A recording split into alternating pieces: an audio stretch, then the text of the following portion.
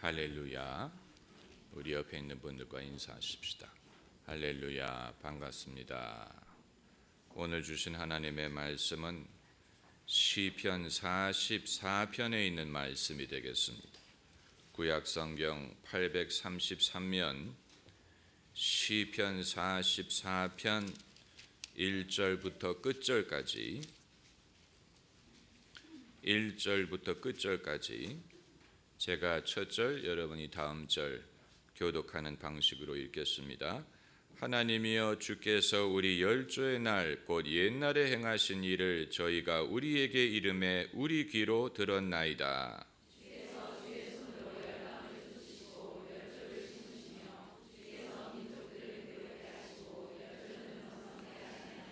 저희가 자기 칼로 땅을 얻어 차지함이 아니요 저희 팔이 저희를 구원함도 아니라 오직 주의 오른손과 팔과 얼굴의 빛으로 하셨으니 주께서 저희를 기뻐하신 연고니이다.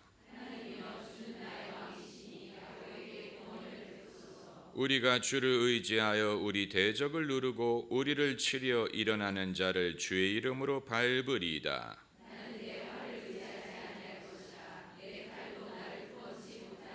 오직 주께서 우리를 우리 대적에게서 구원하시고 우리를 미워하는 자로 수치를 당케 하셨나이다.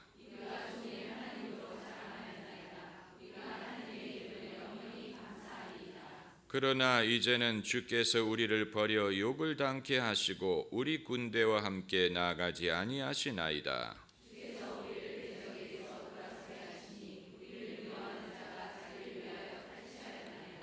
주께서 우리로 먹힐 양 같게 하시고 열방 중에 흩으셨나이다.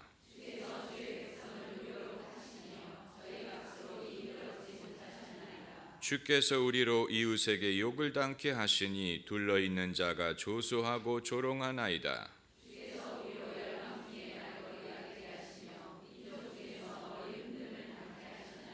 나의 능욕이 종일 내 앞에 있으며 수치가 내 얼굴을 덮었으니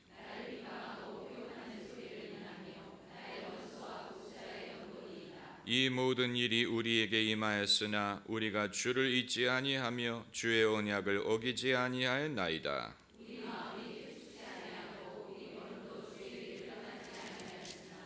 주께서 우리를 실랑의 처소에서 심히 상해하시고 우리를 사망의 그늘로 덮으셨나이다.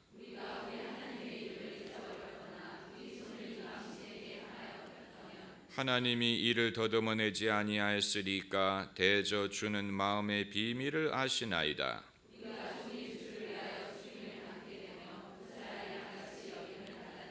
주여 깨소서, 어찌하여 주무시나이까? 일어나시고 우리를 영영히 버리지 마소서.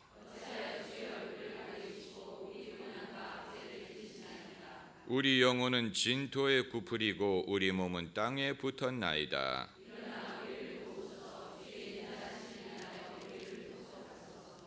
아멘. 부유하거나 유명한 조상을 둔 사람은 부담이 많을 것 같습니다. 왜냐하면 잘하면 본전이고 못하면 유명한 조상과 비교가 되기 때문입니다. 윈스턴 처칠이 하도 유명하다 보니까 그 아들도 국회의원을 지냈지만 사람들이 그 아들에 대해서는 잘 알지 못합니다. 또 아이젠하워에게도 아들이 있었고 그 아들도 육군 장교를 지냈지만 아버지가 하도 유명하다 보니까 그 그늘에 가리워서 빛을 보지 못했습니다. 외국의 명문학교를 다니는 학생들이 종종 경험하는 것은 유명인사의 자녀가 같은 학교를 다닌다는 것입니다. 그 사실만으로 신기함을 느끼는데 저도 대학을 다닐 때 헨리 키신저의 아들이 같은 기숙사에 산 적이 있었고 또 로스쿨을 다닐 때는 케네디 대통령의 딸 캐롤라인 케너디가 저보다 한 학년 밑에 있은 적이 있습니다. 이 프랑스의 유명한 축구 선수 지단의 아들이 레알 마드리드가 운영하는 축구 아카데미를 다닌다고 하는데 유명 인사의 아들이라는 사실만으로 사람들이 호기심을 갖는 것입니다. 그래서 아버지의 피를 이어받았을까, 아버지를 닮아서 축구를 잘할까, 이런 식으로 사람들이 지켜볼 것입니다.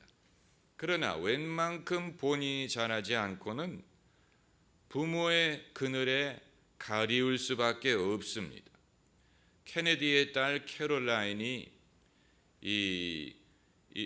일본 미국 대사로, 주일본 미국 대사로 임명을 받을 것이라고 하는데 이미 나이 50세가 지났으니까 상당한 시간이 지나서 이제 공직의 발을 내딛는 것이지요.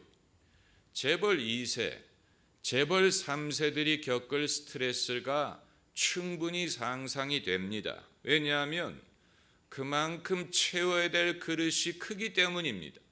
잘하면 본전이고 못하면 흉을 봅니다.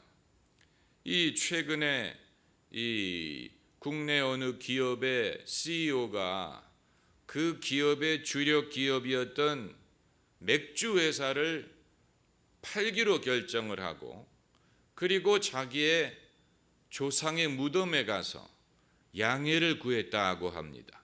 우리 기업이 살기 위해서는 이 맥주 회사를 팔아서 빚을 갚아야 된다고, 현금을 확보해야 된다고, 그것을 조상님들도 이해하실 것입니다. 이런 식으로 양해를 구했다고 하는데 이미 돌아가신 조상이 어떻게 양해고 각서고 할 수가 있겠습니까마는, 반대로 조상이 유명하지 않았던 사람은 그런 면에서 상대적으로 자유합니다.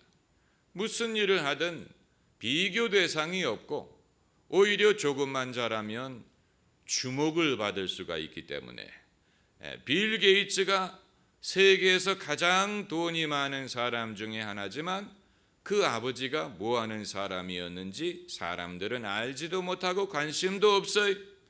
스티븐 잡스의 아버지가 뭐 하는 사람이었는지 사람들은 알지 못합니다.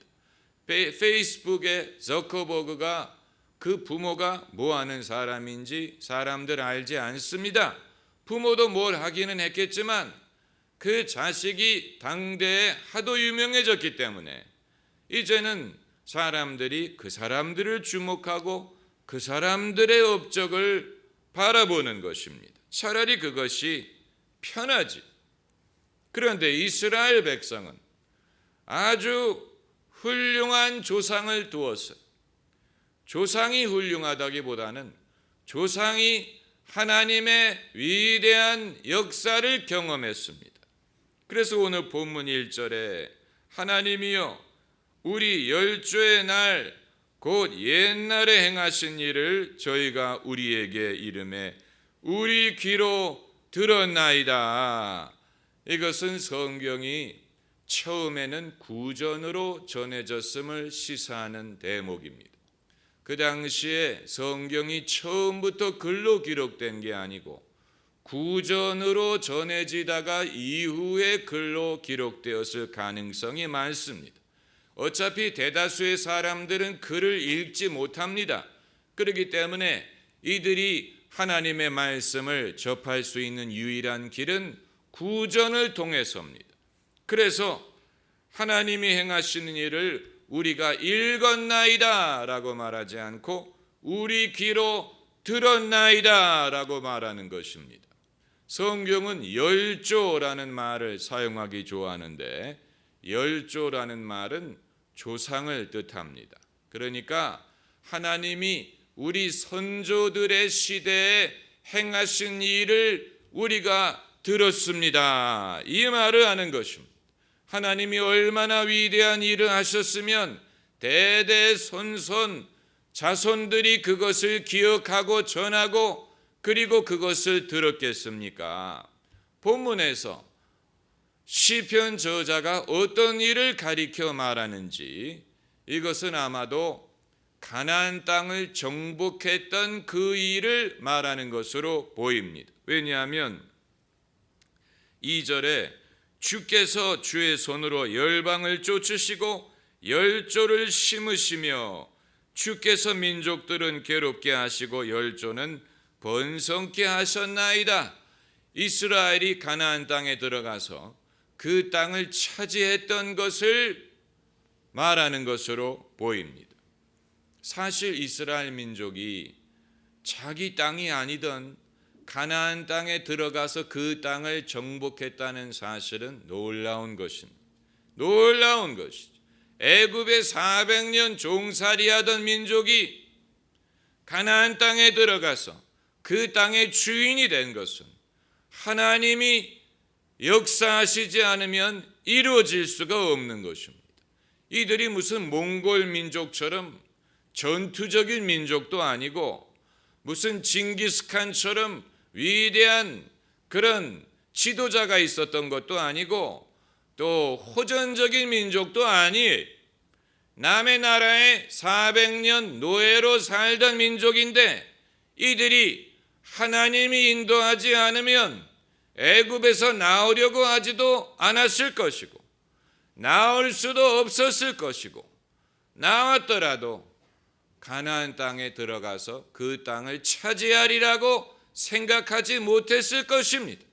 하나님이 그러한 약속을 주시고 이들이 그것을 믿었기 때문에 그것이 가능해진 것입니다. 이처럼 오늘날도 우리가 어떤 일을 행하기 위해서는 그 일이 쉬워서 때문도 아니고 우리가 유능하기 때문도 아니고 하나님이 우리에게 비전을 주시고 약속을 주셔서 우리가 그것을 믿지 않으면 하려고 하지도 않고 할 수도 없고 하고 싶은 마음도 들지 않을 것입니다. 여러분, 사람은 뛰는 것보다는 걷기를 좋아하고 걷는 것보다는 서 있는 것을 좋아하고 서 있는 것보다는 앉는 것을 좋아하고 앉는 것보다는 눕기를 좋아합니다. 사람은 내버려 두면 일을 하고자 하지 않아요. 애들 내버려둬 보세요. 놀기만 하고 공부하지 않습니다. 부모가 챙기고 훈육을 해야 됩니다. 인간은 그렇습니다. 그렇기 때문에 사람이 어떤 위대한 일, 중요한 일, 필요한 일을 하려면 동기가 필요한데 궁극적으로 인간을 움직이는 가장 위대한 동기는 하나님의 약속에서 비롯됩니다. 그래서 하나님이 우리로 하여금 어떤 일을 이루게 하실 때에 우리에게 말씀을 주셔서 그 말씀을 믿게 하시고 그 믿음에서부터 의지와 동기가 비롯되게 하시고 부지런하게 하시고 움직이게 하시고 일하게 하시고 기다리게 하셔서 그 일을 이루게 하시는 것입니다. 그러지 않으면 사람들이 아무 일도 하려고 하지 않기 때문에 이스라엘 백성이 애굽에서 무슨 VIP 대접을 받은 게 아니고 자유인이 아니고 노예의 신분에 불과했지만 모세가 그들을 애굽에서 건지려고 했을 때 그들이 처음에는 저항했어요. 힘들기 때문에, 귀찮기 때문에, 정든 고향을 떠나야 되기 때문에, 불확실한 미래를 감당해야 되기 때문에 노예로 사는 민족이지만 애굽 땅 떠나는 것을 주저했습니다. 그리고 가나안 땅으로 가는 40년 내내 불평했습니다. 왜냐하면 여러 가지 불편한 게 많으니까 먹고 사는 일, 모든 것이 새롭고 불편하기 때문에 사람들이 불평을 했는데 이것은 그들만의 문제가 아니고 우리 모두가 그렇습니다. 사람은 어떤 새로운 일, 남들이 해보지 않은 일, 경험하지 않은 일, 흔하지 않은 일을 하려고 할 때 두려움이 앞서고 주저하고 웬만하면 중단하려는 그런 본능이 있습니다. 포기하려는 그런 마음이 있습니다. 이것을 극복하고 어려움을 극복하고 인내하고 마침내 이르게 하는 것은 믿음의 힘밖에 없습니다. 그러므로 하나님이 우리에게 어떤 일을 행하고자 하신다는 것은 말씀을 주시는 것을 통해서 알 수가 있습니다. 내게 말씀을 주신다는 사실은 내가 믿음을 갖게 하신다는 말이고 무언가 그 믿음을 통하여 이루고자 하신다는 뜻입니다. 반대로 아무 말씀도 없고 하나님이 침묵하고 아무런 비전도 없고 아무런 꿈도 없고 당연히 아무런 소원도 이루어지지 않는다면 그건 하나님이 나를 내버려 두셨다는 얘기예요.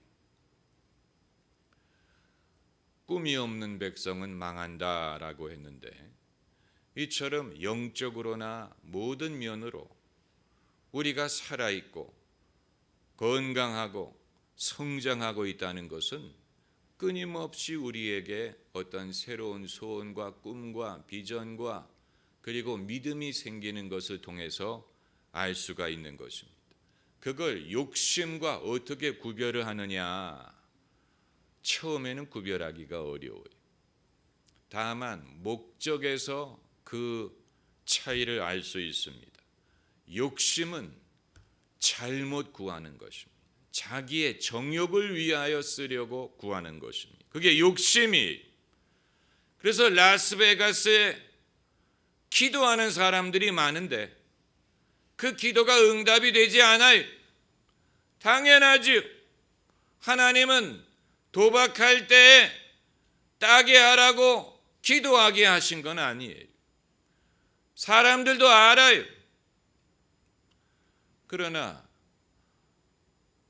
몸이 아픈 이웃을, 몸이 아픈 가족을 위해서 기도할 때는 똑같은 기도인데도 사람들이 벌써 느낌이 다릅니다. 도박하면서 하는 기도는 하면서도 이게 하나님이 들어주시지 않을 것 같지만 누가 아파서 그 사람을 위해 기도할 때는 이건 다른 종류의 기도고 다른 종류의 소원이라는 사실을 사람들이 압니다. 정욕으로 쓰려고 잘못 구하는 것이 아니라는 사실을 알기 때문입니다. 사람들이 웬만한 것은 영적으로 분별을 할 줄 아는데 다만 그것을 인정하지 않는 것이 문제예요. 인정하지 않는 것입니다. 그래서 이제 이스라엘의 과거, 그들의 과거의 영광을 들어서 알고 있습니다. 여러분, 우리가 1907년 평양 대붕에 대해서 많이 들어봤지요. 그래서 100년이 되는 2007년에 또 한 번의 부흥이 있지 않을까 해서 사람들이 부흥이라는 노래도 만들고 부르고 그랬습니다마는 성경 어디에 하나님의 역사가 100년 단위로 나타난다고 했습니까? 왜 100년을 기점으로 생각하는지 도무지 알 수가 없어요. 왜 103년은 아니고 75년은 아니고 왜 하필이면 100년 단위로 되풀이될 거라고 생각을 합니까? 그러면 무슨 1011년에 한일 합방이 일어났는데 그럼 100년 후에는 또 다시 합방이 일어난다는 얘기입니까? 1950년에 6.25 전쟁이 일어났는데 그러면 100년 후인 2050년에 또 무슨 전쟁이 일어난다는 얘기입니까? 그런 식으로 생각하면 말이 안 되죠. 제가 1940년에 태어났는데 그럼 2040년이 되면 또 태어난다는 얘기예요? 말도 안 돼. 말이 되는 얘기를 해야지. 그러나 사람들이 과거의 대부흥운동에 대해서 들어봤기 때문에 그것을 사모한 나머지 되풀이되기를 원하는 마음은 이해가 되는 것입니다. 다만 신의 물이 한번 흘러가면 다시 그 물이 돌아오지 않는 것처럼 하나님의 역사는 되풀이되는 건 아니에요. 홍해를 한 번 갈랐지 두 번 가른 게 아닙니다. 이스라엘 백성이 요단강이 갈라지는 것을 한 번 경험했지 두 번 경험한 게 아니에요. 엘리야가 하늘에서 불을 한 번 내렸지 두 번 그런 식으로 하늘에서 불을 내려 재물을 태운 게 아닙니다. 예수님이 한 번 부활하셨지 여러 번 부활하신 게 아니에요. 이처럼 하나님의 역사는 되풀이 되지 않고 그때에 필요한 일을 하나님이 하셨지만 이제는 새로운 시대가 왔기 때문에 이제는 이 시대에 하나님의 뜻을 우리가 찾아야 되고 이 시대에 성령이 하시는 일을 우리가 분별해야 되고 이 시대에 우리의 믿음을 가져야 될 필요가 있는 것입니다. 1907년 평양 대붕이 사람들이 그것을 기대하고 그렇게 될 줄 알았기 때문에 그런 역사가 일어난 게 아니고 그때에 그것이 필요했고 그것이 하나님이 주신 은혜였기 때문에 일어난 것입니다. 오늘날 우리가 과거의 일이 똑같이 재현되기를 기대한다면 아무리 기다려도 일어나지 않지만 이 시대에 하나님이 행하고자 하시는 일, 하나님의 뜻, 성령이 무엇을 원하시고 어떤 일을 행하고자 하시는 것을 우리가 깨어서 찾아야 됩니다. 그런데 이제 시편 저자가 과거에 열조에게 행하셨던 일을 듣고 그것과 현재의 그들의 상황을 비교하니까 너무 차이가 나는 거예요. 마치 유명한 조상을 둔 사람이 아무리 잘해도 조상의 빛에 가려서 빛을 보지 못하는 것과 같아요.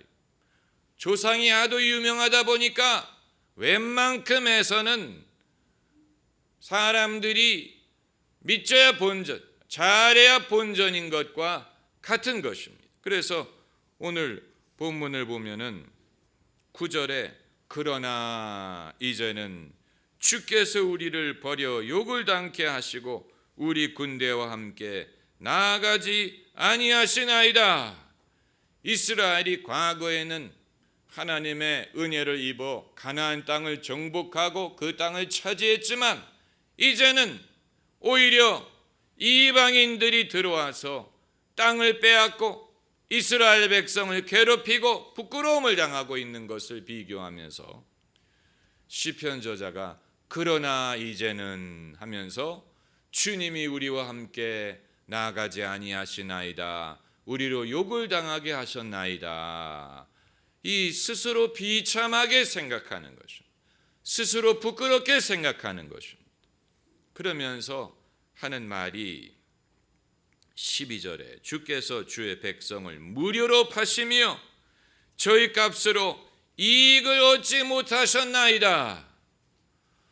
주님이 당신의 백성을 파실 리가 있겠습니까마는 설사 판다고 하더라도 주님이 투자하신 그 본전을 거두지 못하는 손해보는 장사가 된다는 얘기예요. 제가 어렸을 때 우표 수집을 열심히 했습니다. 여러분 중에 우표 수집했던 분 계십니까? 나중에 남아서 저랑 우표를 바꿔보십시다. 그때 제가 우표 수집을 했던 이유는 첫째는 재미있었기 때문이고 둘째는 언젠가는 이 우표들이 값이 많이 나갈 것이다 라고 믿었기 때문입니다. 그것을 많은 사람들이 얘기했습니다. 희귀한 우표를 찾아서 그것을 소장하면 나중에 누가 어떤 우표를 몇만 불에 팔았다더라 이런 뉴스를 우리가 접했기 때문에 희귀한 우표, 우표가 거꾸로 인쇄가 됐다든가 이런 우표를 찾으면 대박 나는 것. 그런 거 찾느라고 서로 친구들하고 우표 교환하고 또 최신청에서 그때는 최신청이라고 그랬어요. 새로운 우표가 나오면 거기 가서 그거를 구입하고 그랬는데 세월이 지나면서 보니까 우표를 사주는 사람이 없네. 아무도 우표를 사지도 않고 우표를 이제 쓰지도 않아요. 사기도 이런 큰 사기가 없어. 누가 우리 보고 우표가 나중에 큰 값이 나갈 것이다 라고 했는가? 정부가 우표를 팔아먹기 위해서 그런 거짓말을 퍼뜨린 것 같아요. 간접 세금이 어린애들 동원해서 엄마 저 우표 사줘, 나중에 저거 값이 많이 나갈 거야, 뭐 이런 식으로. 값이 나가긴, 우표를 이제 수집하는 사람도 없어요. 우표를 쓰지도 않아요. 이메일로 다 하는데 무슨 우표가 소용이 있겠습니까? 그래가지고 그것뿐만이 아니에요. 옛날에는 편지 하나 보낼 때 예컨대 10원짜리 우표로 좋겠다면 요즘은 200원이 필요해요. 그러니까 옛날에 샀던 우표를 이제 쓸 수도 없어요. 쓰려면 봉투 전체를 우표로 커버해. 그러니까 우표의 가치가 떨어진 거예요, 오히려. 제가 오죽하면 미국에 가는 학생에게 제가 소장하고 있던 미국 우표를 다 줬어. 그래서 이걸 쓰라고. 근데 그걸 제대로 쓸 수도 없어. 왜냐하면 옛날에는 무슨 10센트짜리면 좋겠는데 이제는 뭐 60센트, 70센트가 필요하니까 토독토독 붙여야 돼. 그러니까 믿지는 장사를 한 거예요. 주님이 당신의 백성을, 선민을 키우기 위하여 많은 것을 투자하셨는데 세월이 지나고 보니까 투자한 원금도 거두지를 못하는 것입니다. 그게 바로 주께서 저희 값으로 이익을 얻지 못하셨나이다. 그러니까 많은 것을 기대하고 투자하셨는데 백성들이 돼가는 걸 보니까 이 본전도 거둘 수 없는 그런 상태가 되었다는 얘기. 얼마나 비참한 얘기입니까? 마치 부모가 자식을 훌륭한 사람 되라고 돈을 많이 들여서 열심히 키웠는데 본전은커녕 언젠가는 자식을 통해서 호강을 할까 이런 생각을 했는데 호강은커녕 자기 앞가림도 못한다면 얼마나 참 뭐 요즘은 뭐 다 비슷비슷하죠. 누가 자식을 통해서 호강할 것을 기대하겠습니까? 그냥 자기만 잘 살면 돼. 자기하고 자기 배우자하고 잘 살면 되지. 무슨 뭐 부모에게 뭐 호강을 시켜주는 자식이 있으면 저에게 데리고 오세요. 모든 부모가 그걸 원하지만 이 주님도 마찬가지. 주님도 당신의 선민을 통하여 이 영광을 받기를 원하셨겠지만 이스라엘이 그런 백성이 되지를 못한 거예요.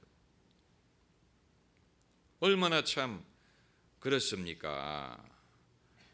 그러나 어떻게 보면 시편 저자처럼 생각하고 말하는 것이 영적으로 건강하고 겸손하고 분발하게 되는 이유가 될 수가 있습니다.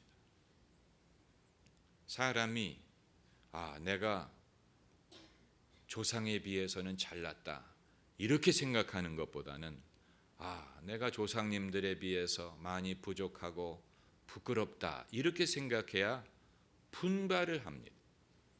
그래야 뭔가 이 겸손한 자가 하나님이 은혜를 주십니다. 할렐루야. 겸손한 자에게 은혜를 주십니다. 영적으로도 마찬가지. 영적으로도 우리 선조들은 힘든 가운데 희생하고 헌신적으로 신앙생활하고 이 신사참배를 거부해서 이 순교도 하고 새벽기도를 하고 그래서 신앙을 이만큼 키웠는데 우리가 거기에 비교하면 너무 부끄럽다. 우리가 분발해야 되겠다. 이런 마음을 가져야 영적인 헝그리 정신이 생기는 거예요. 제가 옛날에 과거에 섬기던 교회에서 대학부를 맡았습니다. 그런데 이전에 대학부를 맡으셨던 어느 목사님이 직전이 아니고 수년 전에 제가 그 교회에 부임하기 전에 대학부를 맡으셨던 목사님이 좀 전설적이었어요.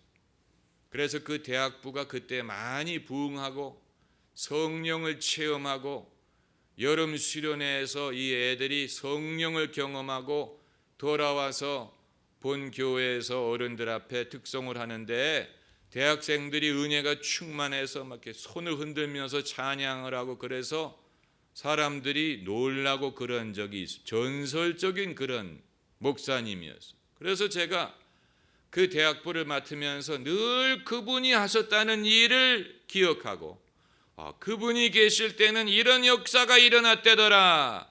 그것이 저에게 큰 도전이 됐어요. 그래서 학생들에게 성령을 강조하고 체험적인 신앙을 강조하고 기도를 뜨겁게 시키고 이렇게 애를 썼는데